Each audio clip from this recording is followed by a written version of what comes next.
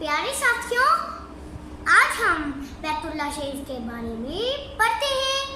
प्यारे साथियों, क्या आपको पता है बैतुल्लाह शरीफ को खाना काबा भी कहते हैं?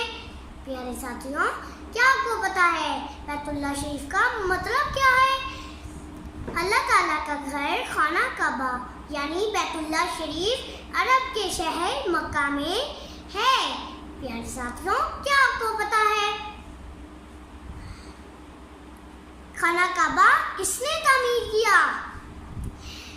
हजरत इब्राहिम अलैहिस्सलाम और उनके बेटे हजरत इस्माइल अलैहिस्सलाम, उन्होंने ये खाना काबा तामीर किया था। प्यारे साथियों, हमें खाना काबा की तरफ मुंह करके नमाज पढ़ते हैं।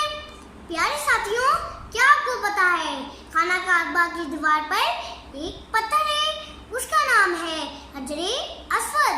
वो जन्नत का एक पत्थर है। प्यारे साथियों, क्या आपको पता है हम खाना काबा में तवाफ करते हैं और हज करते हैं? प्यारे साथियों, उम्मीद करता हूँ उसका भी आपको पता चल गया होगा।